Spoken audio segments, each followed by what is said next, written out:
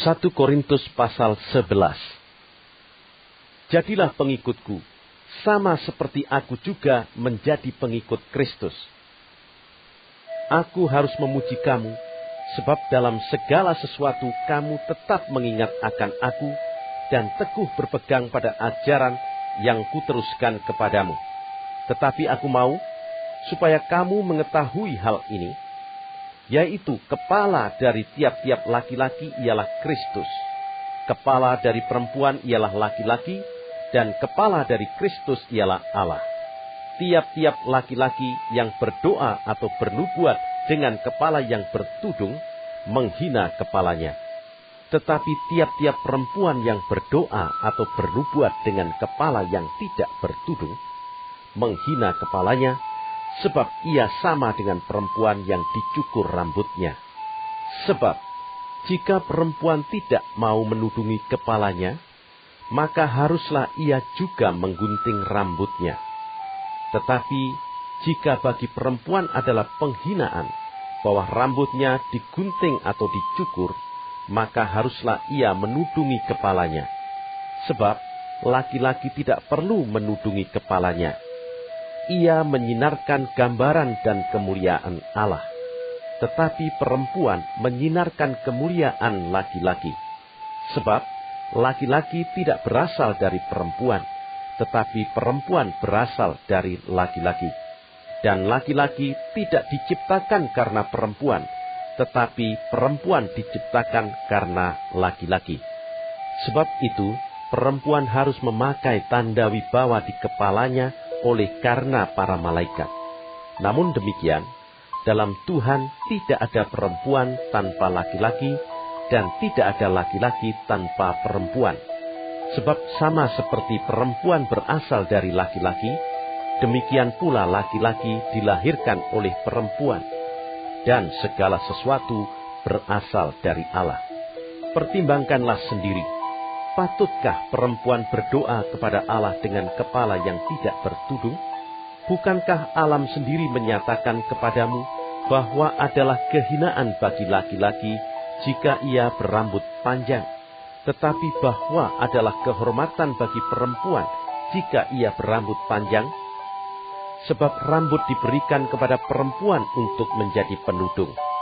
Tetapi jika ada orang yang mau membantah, kami maupun jemaat-jemaat Allah tidak mempunyai kebiasaan yang demikian. Dalam peraturan-peraturan yang berikut, aku tidak dapat memuji kamu, sebab pertemuan-pertemuanmu tidak mendatangkan kebaikan, tetapi mendatangkan keburukan. Sebab pertama-tama aku mendengar bahwa apabila kamu berkumpul sebagai jemaat, ada perpecahan di antara kamu, dan hal itu sedikit banyak aku percaya. Sebab di antara kamu harus ada perpecahan, supaya nyata nanti siapakah di antara kamu yang tahan uji. Apabila kamu berkumpul, kamu bukanlah berkumpul untuk makan perjamuan Tuhan. Sebab pada perjamuan itu tiap-tiap orang memakan dahulu makanannya sendiri, sehingga yang seorang lapar dan yang lain mabuk. Apakah kamu tidak mempunyai rumah sendiri untuk makan dan minum? Atau maukah kamu menghinakan jemaat Allah dan memalukan orang-orang yang tidak mempunyai apa-apa? Apakah yang kukatakan kepada kamu? Memuji kamu? Dalam hal ini aku tidak memuji. Sebab apa yang telah kuteruskan kepadamu, telah aku terima dari Tuhan, yaitu bahwa Tuhan Yesus pada malam waktu ia diserahkan, mengambil roti, dan sesudah itu ia mengucap syukur atasnya. Ia memecah-mecahkannya dan berkata, "Inilah tubuhku yang diserahkan bagi kamu. Perbuatlah ini menjadi peringatan akan aku."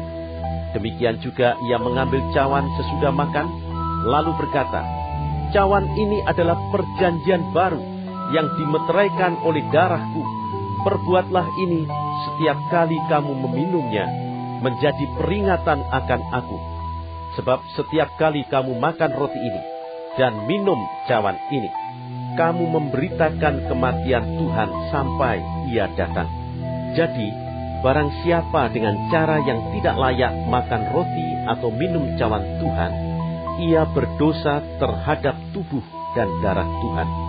Karena itu, hendaklah tiap-tiap orang menguji dirinya sendiri, dan baru sesudah itu ia makan roti dan minum dari cawan itu. Karena barang siapa makan dan minum tanpa mengakui tubuh Tuhan, ia mendatangkan hukuman atas dirinya. Sebab itu, banyak di antara kamu yang lemah dan sakit, dan tidak sedikit yang meninggal. Kalau kita menguji diri kita sendiri, hukuman tidak menimpa kita. Tetapi, kalau kita menerima hukuman dari Tuhan, kita dididik supaya kita tidak akan dihukum bersama-sama dengan dunia. Karena itu, saudara-saudaraku, jika kamu berkumpul untuk makan, nantikanlah olehmu seorang akan yang lain.